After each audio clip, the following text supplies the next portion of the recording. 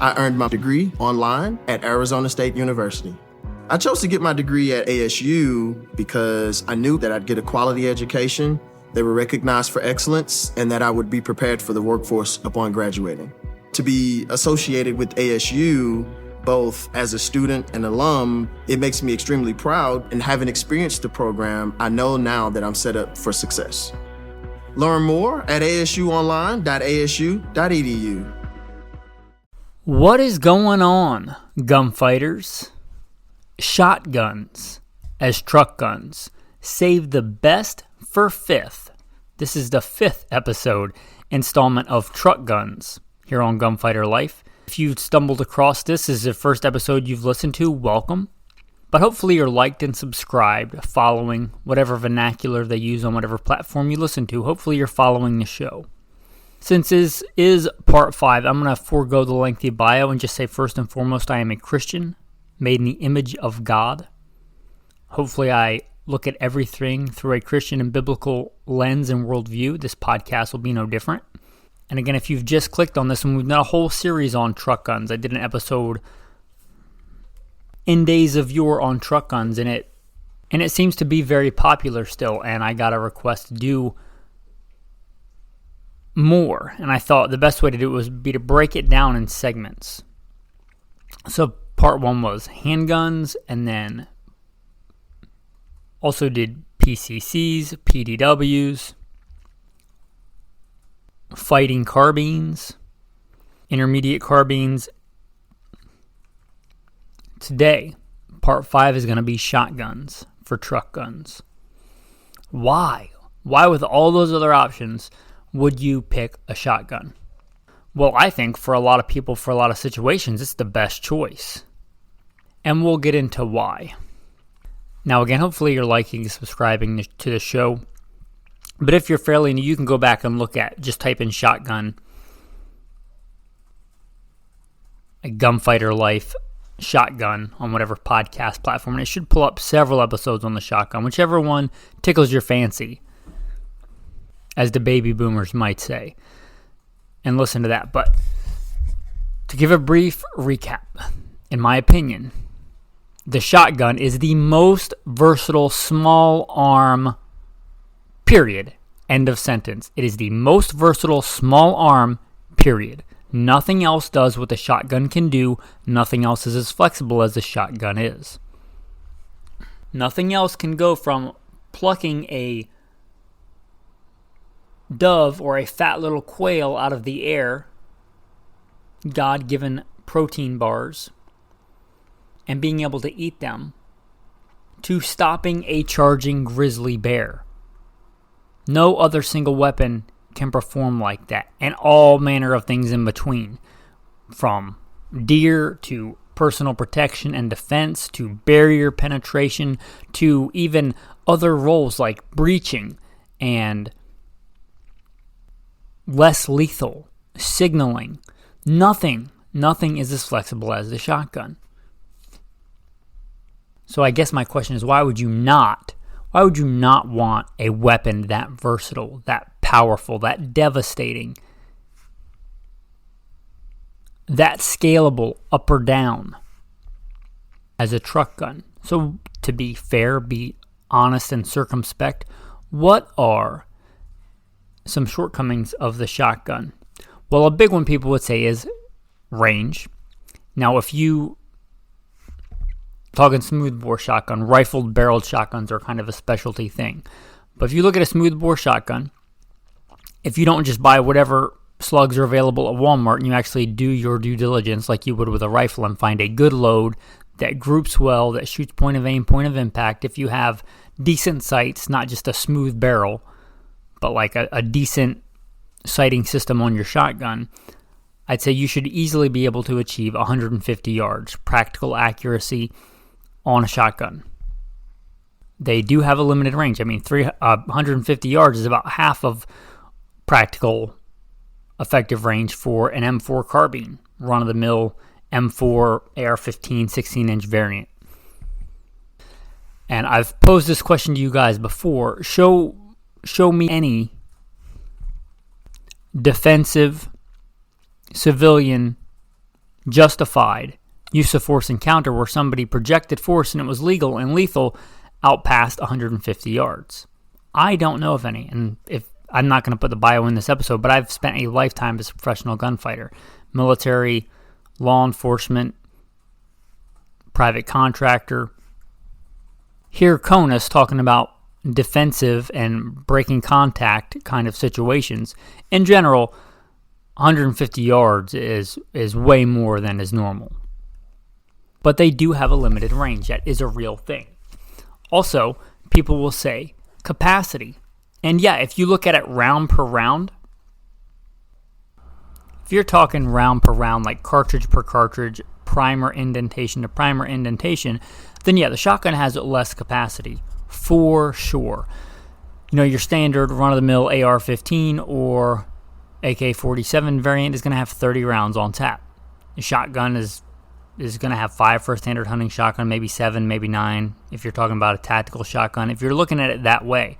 But I'm going to maybe suggest you might want to look at it a different way. And if you decide doesn't really matter, that's fine. But I want to present it a different way.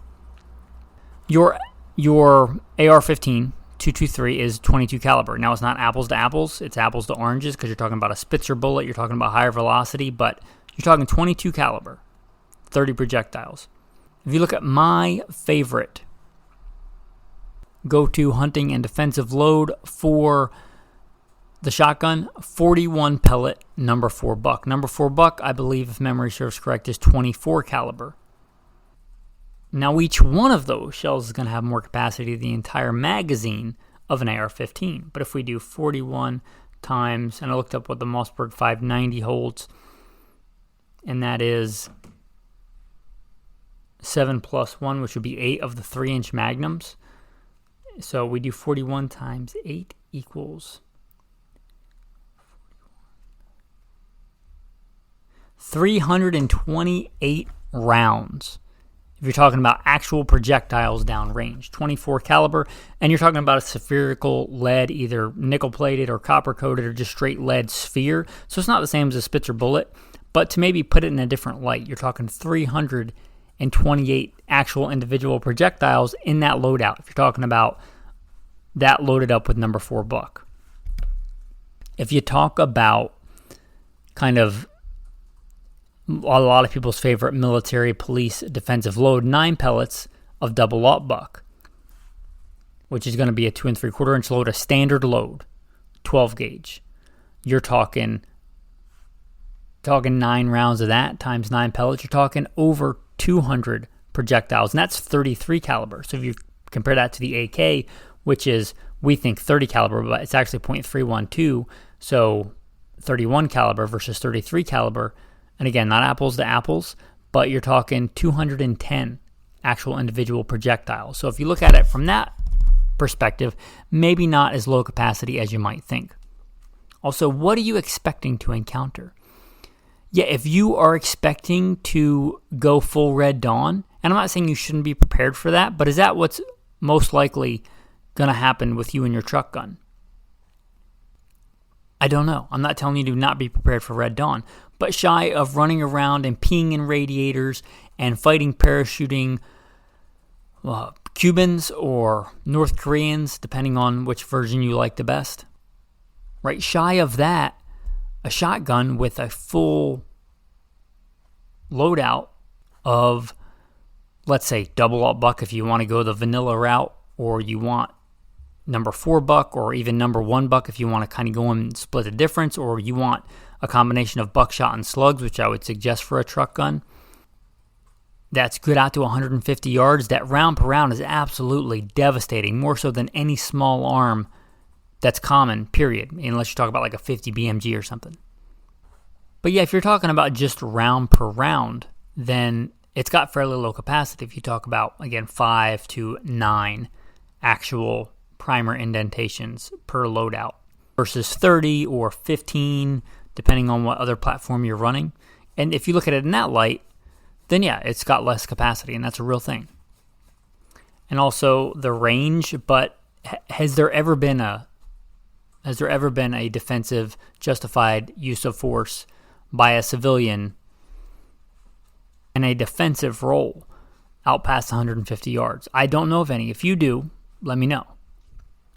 But to be fair, there are some limitations. Again, range and capacity.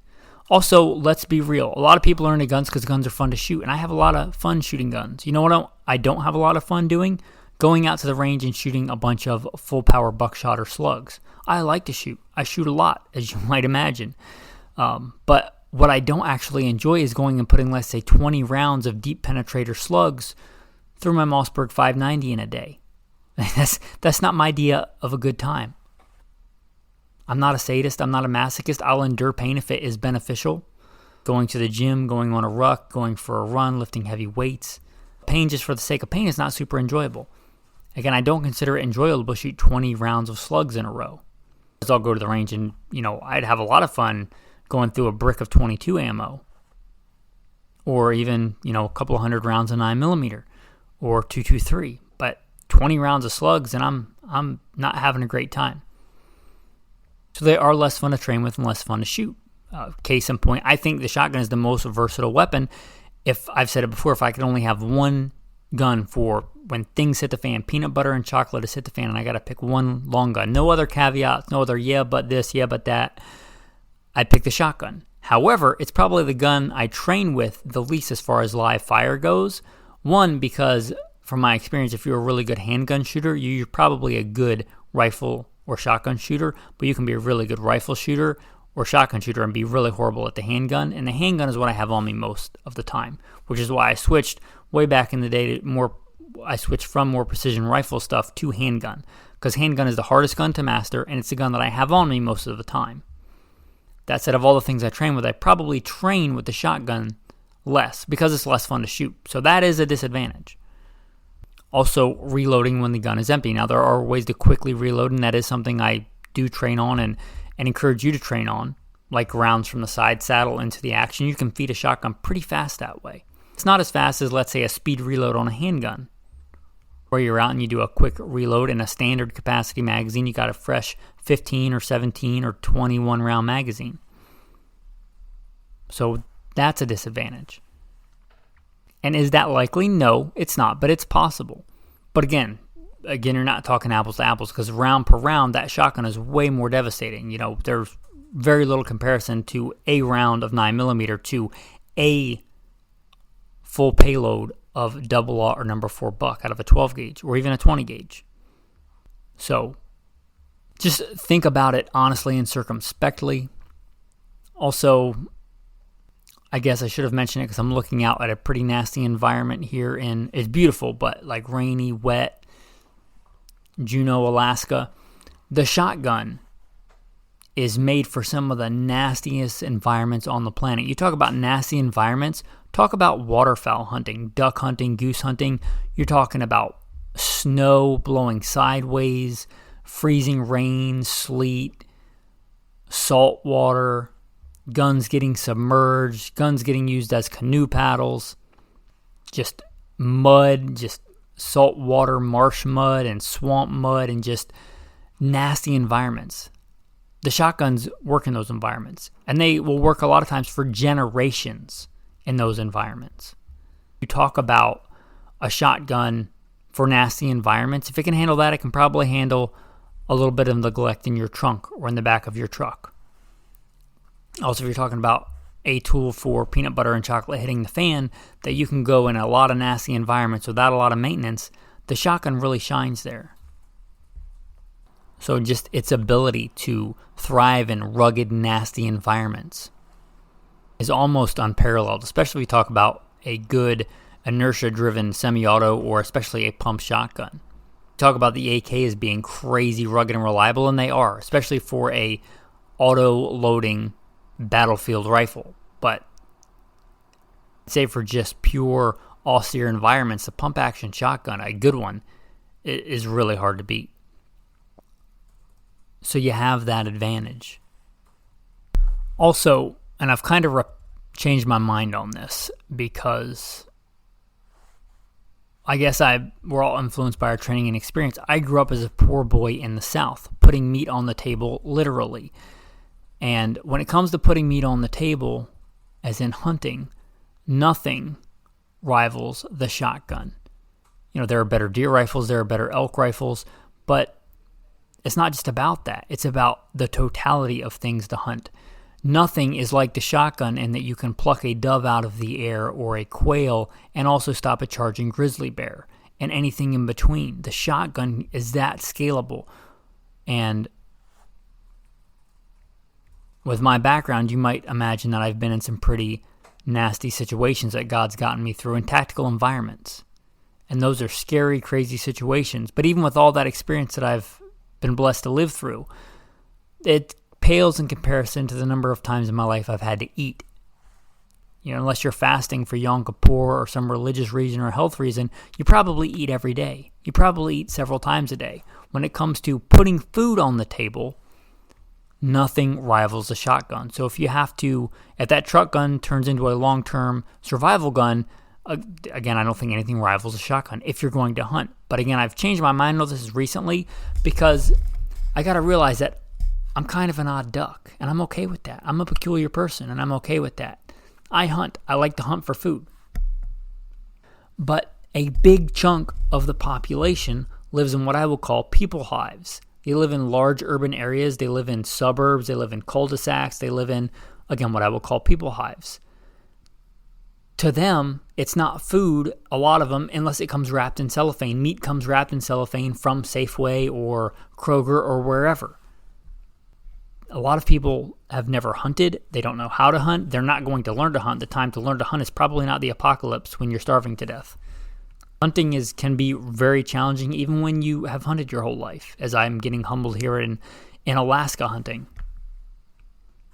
Right, so maybe that's not even on the table for a lot of people. The fact that it is a great hunting gun,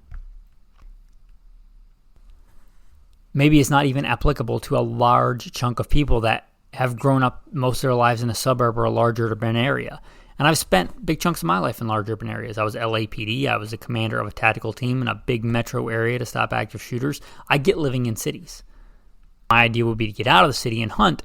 But again, I know how to hunt. By God's grace, I've hunted all over this beautiful country. I've taken all manner of beasts. I've been a professional big game hunter and guide.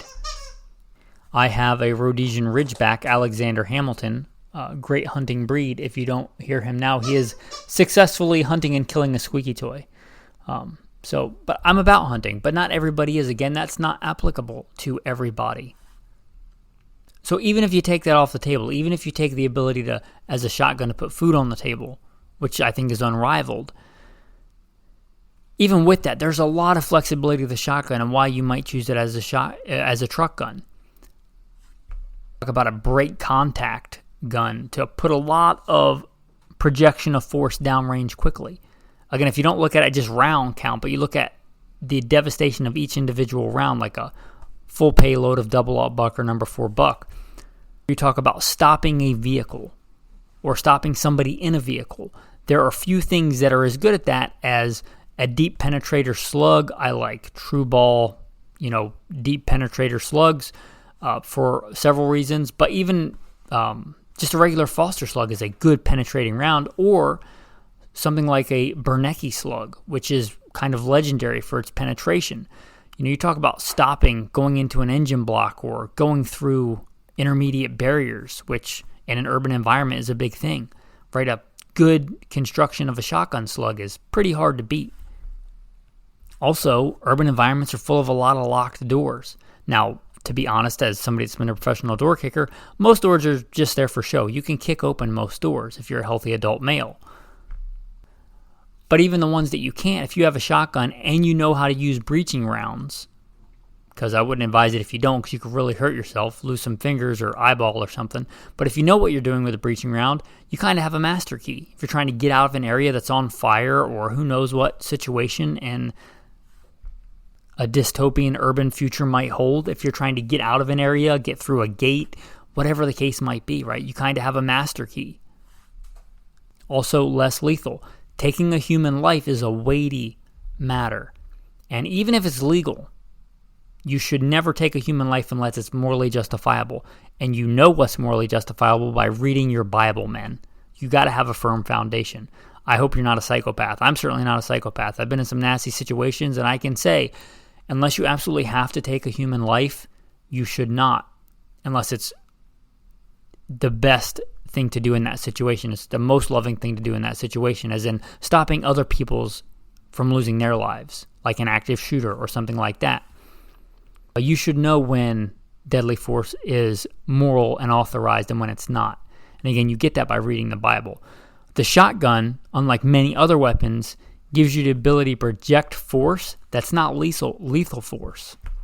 So I can still project force, but it might not be lethal. And it's not just one option, you get many.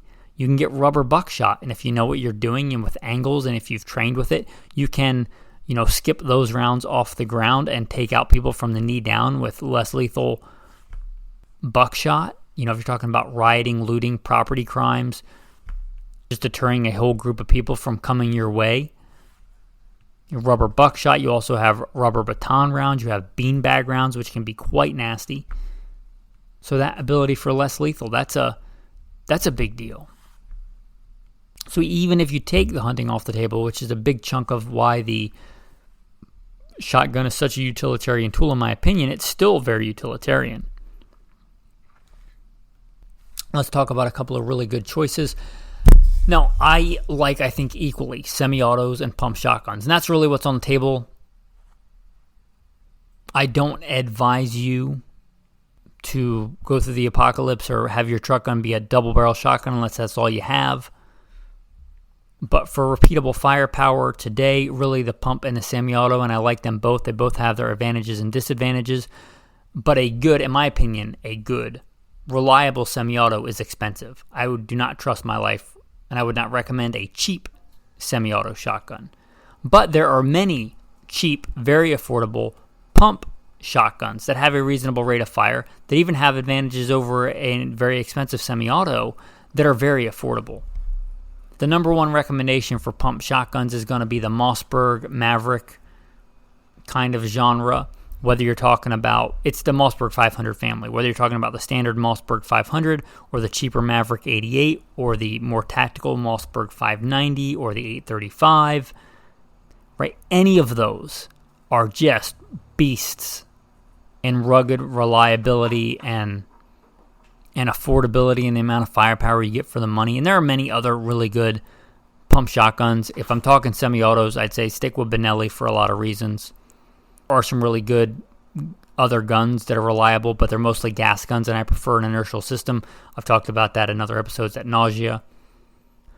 But good pump shotguns, there are other ones. If you can find an older, sadly, I can't recommend anything new, and even probably anything from the mid-90s or late 90s up from Remington. But if you can find a really old Police Magnum or really old Wingmaster 870, those are great guns. There are other good pump shotguns. I would say really look hard at the Mossberg. There's not a lot that rivals those for the money. One of the few ones that would be the Benelli Nova, Supernova. They're their pump action version, and quite a bit less expensive than their semi-autos.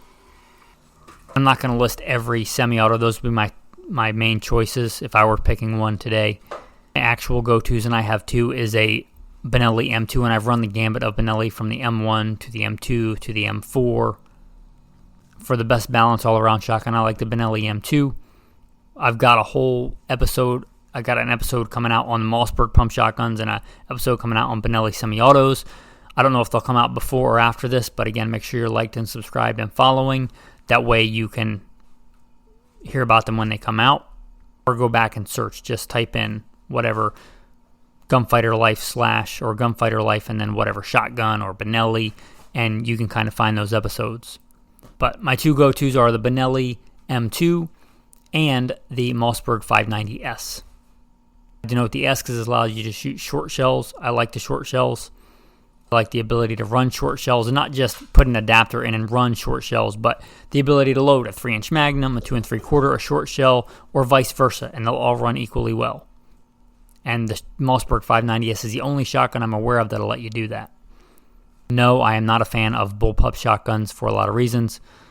Now, there's many good shotguns, but any of those good choices. Maybe talk about the truck gun kind of loadout for this. Your good shotgun, and again, I'm mostly talking 12 gauge, but 20 gauge is also a good option especially, well, there's advantages to the 20 gauge. The ammunition is, in general, lighter and takes up less space. You could carry more of it. And let's say a good Bernanke 20 gauge shotgun slug is still devastating. A good proper buckshot round in 20 gauge, although it's less of a payload than 12 gauge, is still a devastating round. So 20 gauge is good too. You have the advantage of the ammo generally and the shotgun being lighter. Also, if you might have another smaller statured shooter or something like that, there's some advantage to the 20 gauge. But I would encourage you, if it's your truck gun, have the shotgun. I would have a combination of buckshot and slugs. And I said for hunting, and I like number 4 buck for hunting and for personal protection, home defense. I don't like it generally loaded as my go-to round in my truck gun.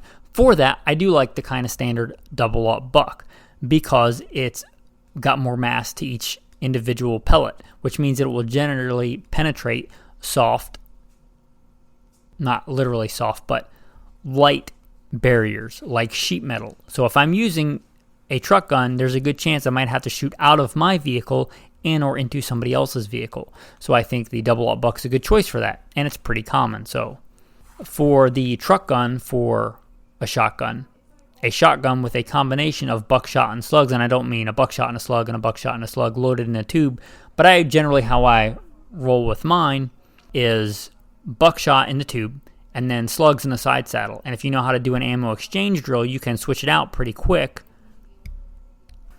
But again, that's one of the great things about the shotgun is its flexibility just by switching ammo. So get whatever ammo makes sense for you. Of course, in my truck, I'm going to have quite a bit of hunting ammo as well, because if I have to leave the truck and things get really bad, I want to be able to put meat on the table. And you probably should look up a whole other shotgun episode for that, one of the other shotgun episodes. But you decide what kind of ammo loadout you want for your truck gun if it's a shotgun. Do you want breaching rounds? Do you want signaling rounds? I would say at minimum, buckshot and slugs. You may decide you want other rounds in there. Also, I guess I should mention, I like rifle type sights on a truck gun shotgun. Either a ghost ring sight, or what I prefer even better is kind of rifle sights, meaning like an AK-47 style sight or one of your classic, like what you would see on an old school bolt action hunting rifle sights. I like those on a shotgun. I think they're a better all-around sighting system, unless you're talking about wing shooting, which a wing shotgun is a kind of a specialty shotgun in my opinion. For an all-around shotgun, I like those rifle-type sights, but kind of what's in vogue today is the peep sight. They're okay, but something better than just a smooth barrel with a bead, in my opinion. Just what they would call like a defense shotgun with just a smooth barrel and a bead, I would consider subpar. I generally, because I have a lot of experience reloading and doing, quick reloads, I like a side saddle on the side of the shotgun with ammo. Some people like also having ammo on the side of the receiver. I like that less, and I generally don't do that, but I do like to run several rounds on the buttstock. Again, if it's a truck gun, I will generally have it loaded with double-up buck, and I will have slugs in the side saddle. I can do a quick change drill. And I'm not telling you that's what you should be for your exact loadout or what you should do, but at least you have the option. I like some kind of way on the shotgun to hold extra rounds, and some kind of grab-and-go ammo supply, like a bailout kit. And I plan on doing a whole separate episode on bailout bags, but like kind of a bailout kit where I can grab the shotgun and I can grab the ammo, in my case, kind of a haversack full of shotgun ammo, throw it over my shoulder.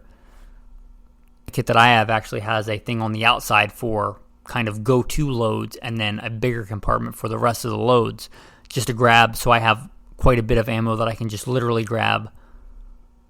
But whatever system you want to run for your truck gun, if you decide to have it as your shotgun. I should mention another cool thing about most semi-auto and pump shotguns. Most of them, you may not think of them this way, but they're takedown guns. You have a big kind of nut on the front of the magazine tube, whether it's a pump or a semi-auto, that you can generally unscrew and take the barrel off, and it's a takedown gun. It'll fit in a lot of backpacks. A lot of times I'll run mine in my bug-out bag. It's my secondary go-to. Like if my truck gun, if I have like a PDW / a carbine, and that's my main one because I'm doing something else, but I still want the shotgun, then I'll put that inside the bag. I'm not going to need to get to it quickly. It's my like tertiary gun. If I need an incognito kind of bag gun, it's there. So don't forget that most pump and semi-auto shotguns are also takedown guns. So a good, reliable, in my opinion, inertia semi-auto, or a good pump shotgun with buckshot and slugs and whatever else accoutrement you might want on it. Oh, and a white light. I forgot to mention that. I guess I usually think it goes without saying, but a white light and a sling on your defensive shotgun of any kind, whether it's a home defense gun or in this case a truck gun. For the truck gun, the same combination. A white light and a good sling. Anyway, that's been this episode of Truck Guns. This is installment number 5. Is a shotgun best for you for your truck gun? I don't know. I don't know you. I don't know your situation. Well, we've covered this as a series. Shotgun has a lot of really cool attributes that are very unique, and it has a lot of drawbacks that are very unique. So there is no real perfect gun. There are better guns for different situations. I'm not here to think for you. I'm not getting sponsored by some big ammo or gun company. I refuse sponsors on this show. If you hear a commercial, it's because, if you know how podcasting works, I have a host. I upload these to the host, which in my case is Spreaker, and they put a bunch of ads in there. I have no say in what ads go in there, except for I borrow like illegal stuff like drug advertisements and stuff, or adult content. But other than that, I have no say in what kind of advertisement goes in the show, and it depends on where you listen, right? If you are in Alaska, you get ads based on Alaska stuff a lot of times. If you're in the Southwest, you probably get ads even in Spanish. It has nothing to do with this, but I have no gun or ammo sponsors. I'm not telling you to get this shotgun and this new crazy game-changing round because it's the best for when the Cuban paratroopers start coming out of the sky. I try to help you think critically about what may be the best choice for you. And in this case, what's the best choice for you for a truck gun? I don't know. I don't know your situation, but I can give you hopefully some guidance and some pros and cons. Anyway, my most common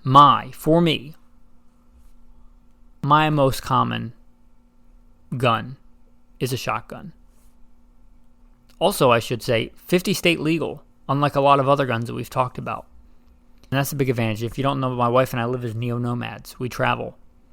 We're blessed to have many guns, but a shotgun, I'm not aware of any state, even California, where you can't have a good defensive shotgun. No legislation banning this shotgun or that shotgun. I think Canada actually may, but as far as the United States, again, put that as another advantage. But what's the best tool for you? For your truck, for your car, for your trunk? I don't know, right? Do you live in the wilds of Montana? Do you live in a cul-de-sac in Seattle? It's a big difference, right? I don't know. Do you love to hunt? Could you field dress a dove without even needing a knife? You have no idea how to hunt. If you shot a deer and it was laying in front of you, you'd have no idea what to do with it. I don't know you. I don't know. Again, not everybody's like me. A lot of people spend their entire lives in urban, suburban environments. I don't know you, but I do know, by God's grace, quite a bit about different kinds of guns and shotguns. And hopefully it's been a sobering look at not just a shotgun, but a vast array of different truck gun options. This may be the last installment of Truck Guns. I may do a wild card episode.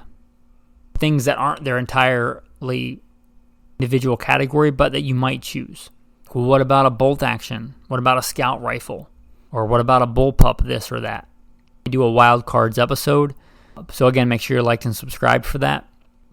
But as far as main classes of guns, like fighting handguns, or PDWs, or fighting carbines, or the shotgun, probably it for that for now. Oh, in the wild card episode, I'll probably also discuss like a 22 rimfire. Anyway, with that, if I do the wildcard episode, I'm not committing to that. But either way, make sure you like, subscribe, following the show. Oh, and I should mention, if you want to support the show, should not be a bad capitalist. If you want to support the show, again, because I have no corporate sponsors, want any bias here, you shall take no bribe. For a bribe blinds the eyes of the wise and twists the words of the righteous, the Bible says. If you want to support the show, it's supported by listeners. And also, people that step up to become a patron, they get a lot of cool special insider content. In fact, they got these truck gun episodes way before I put them out. And they get them commercial free. They get to talk to me if they want to all the time. So if you want to become a patron, consider becoming a patron. Be very humbled. And either way, thank you for giving me some of your time. I am blessed to serve you today. I guess with that, let's roll into the tactical tip and the tactical verse of the day. One thing for the tactical tip. A lot of people think about lubrication on firearms and they think of it as a wet oil or a grease. There is dry lube. This especially a pump action shotgun in a vehicle, in a truck, especially in a dusty environment like the Southwest or even the Great Plains or somewhere like that where there's a lot of dust. Dry lube may make a lot of sense for this, and I have used dry lube very successfully in the past on pump action shotguns. I'm not here to recommend any one brand or kind, but there's a lot of different kinds of dry lubrication. The benefit of dry lubrication is that it does not attract the dust. The dust won't stick to it and make kind of oil mud, for lack of a better term. And if you've been in a really dusty environment with something coated in like CLP, like Iraq, you'll know what I'm talking about. Dry lube is a thing. If you're talking about a shotgun for a vehicle in a dusty environment, you may really look at dry lube, coating the bolt and the action bars and things like that with dry lube. Will a good pump shotgun run fine, completely dry? It will. If you want to save some wear and tear on the gun, some metal on metal contact, the dry lube might be a good call. So at least look into it if that's an application that you're going to run your truck gun in a dusty environment. Tactical verse of the day from 2 Samuel 22, and it's not one of the verses I often quote from 2 Samuel 22. In my distress, I called upon the Lord and cried out to my God. He heard my voice from his temple, and my cry entered his ears. Whatever you're going through, whether it's praise or whether it's a time of trial and tribulation, I don't know. But I know it's always the right answer to go to God. It is never the wrong answer to go to God. In the midst of your depravity and sin, in your greatest joy and triumph, it is always the right answer to turn to God. God is always there. He always loves you. It's always the right answer to go to God. With that, thanks for listening and have a blessed day.